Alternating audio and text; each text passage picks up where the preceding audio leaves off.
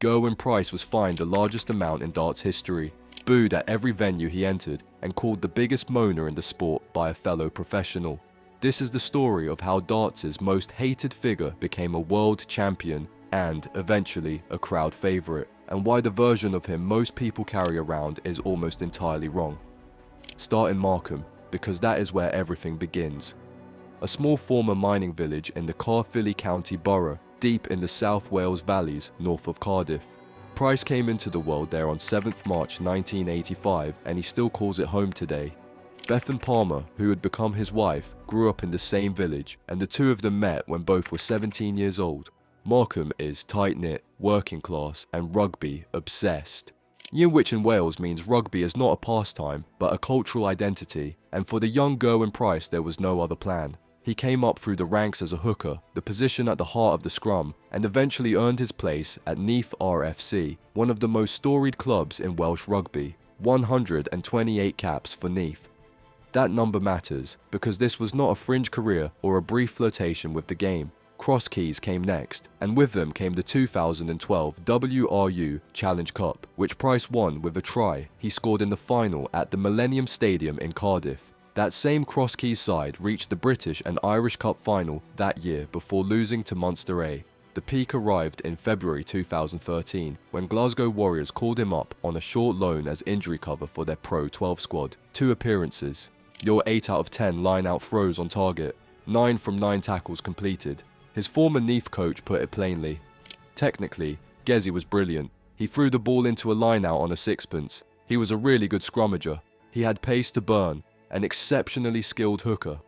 And then the loan ended, the window closed, and Price returned to Wales.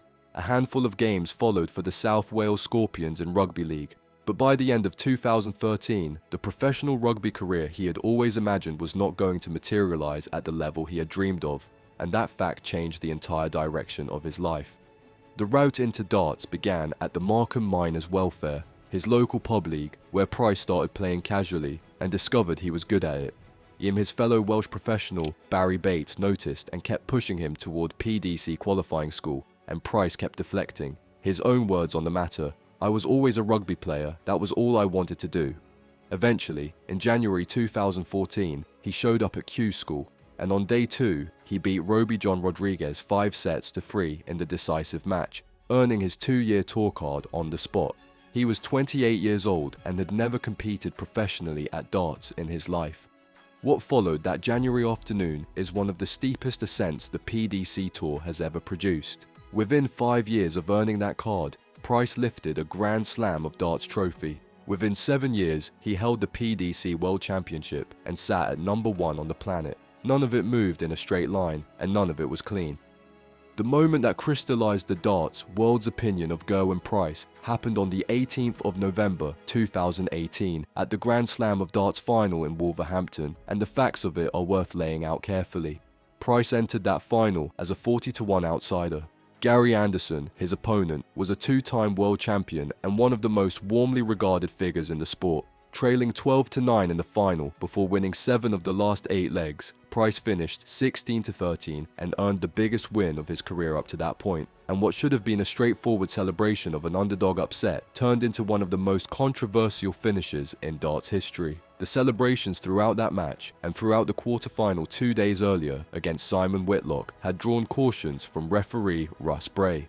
She Price backed into Anderson's space. He slow-played a shot at double 20 in the Whitlock match. The crowd booed through most of it. Anderson pushed Price at one point during the final, and Price lifted the trophy to the most hostile reception the Wolverhampton Arena could produce. His post-match interview with Sky Sports made everything worse. "He can't handle playing me. He just moans every time. He needs to wait for his turn, hold back. He doesn't like it with a little bit up him." Social media posts aimed at Anderson followed, and the Darts Regulation Authority received, by their own description, an unprecedented number of complaints from members of the public. The hearing found Price in breach of conduct in Biao. Rules on 4 separate counts, with the DRA noting a prior breach from October 2017 as an aggravating factor. The original fines totaled £21,500, described at the time as the largest in darts history, plus a 3-month suspension held in reserve for 6 months. The DRA's language was blunt.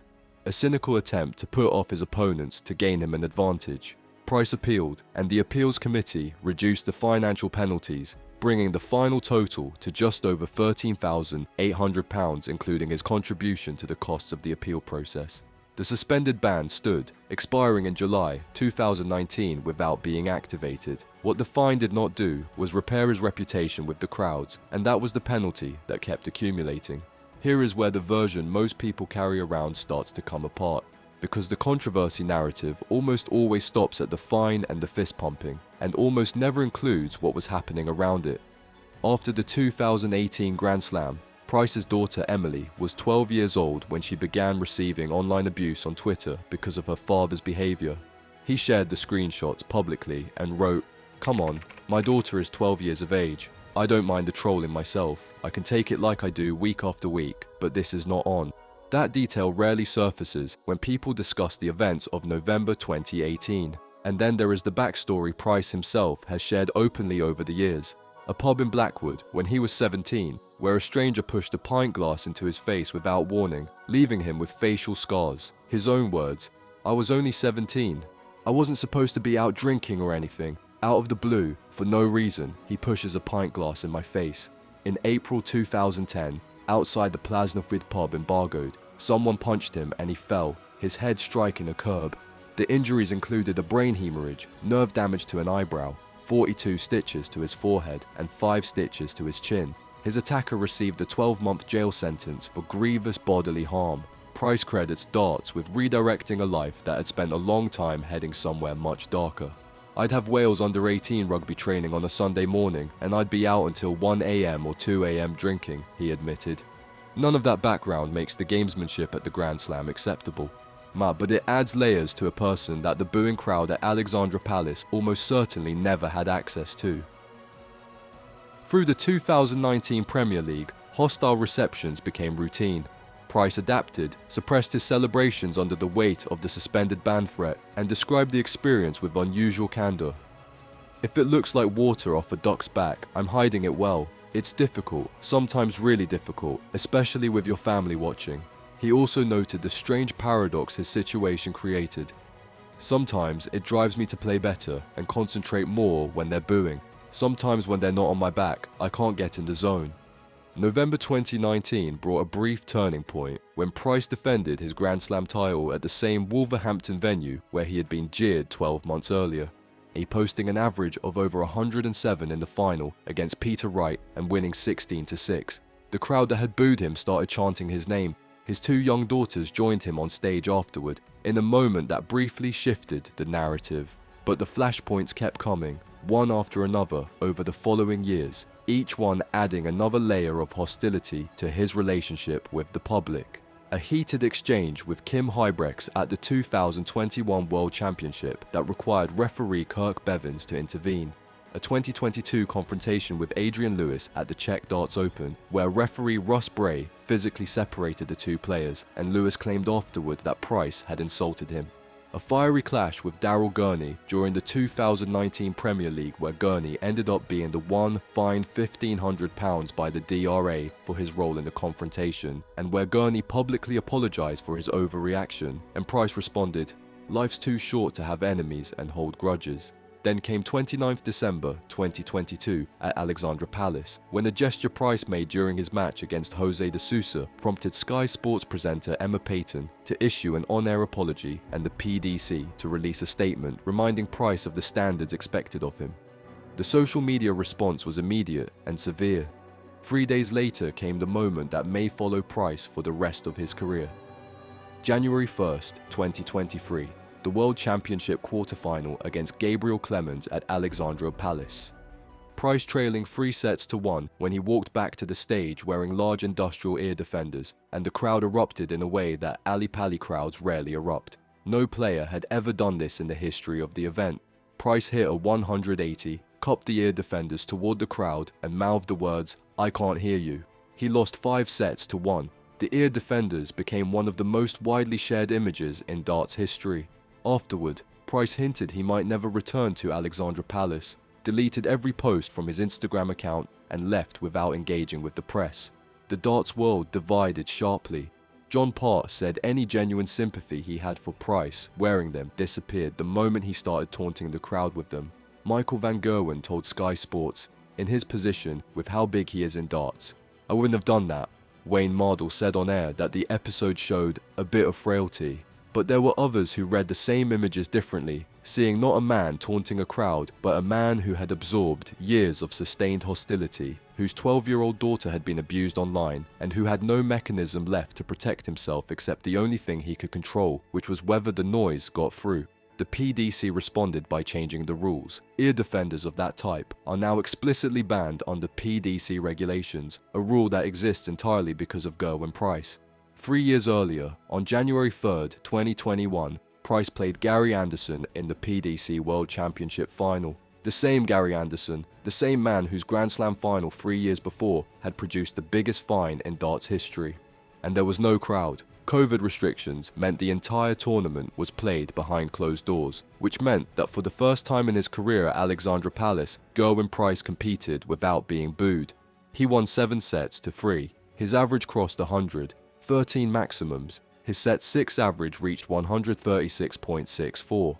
11 match darts missed before a double 5 finished it, and when it did, Price became the first Welshman to win the PDC World Championship and the first player in the history of the tour to win the world title, having entered via qualifying school. The prize money stood at £500,000. On that evening, he replaced Michael van Gerwen as the world #1 ranked player. The post-match interview showed a man in tears dedicating the win to his mother, who had passed away during the early years of his darts career. Glasgow Warriors, where he had 2 professional appearances across 1 loan month a decade earlier, tweeted congratulations to Warrior number 217, the new PDC Darts World Champion. 7 years from the Markham miners' welfare to the top of the world, and the irony that nobody missed was this: the man the darts crowd refused to accept finally won the sport's biggest prize in the only year the darts crowd wasn't there. Career prize money now exceeds £4 million, 7 PDC major titles, including a World Championship, 9 televised 9 dart finishes, more Premier League 9 darters than any player in the event's history, and a career average of 96.71 that ranks 4th highest ever recorded in PDC history, behind only Michael van Gerwen, Gary Anderson, Dickie and Phil Taylor.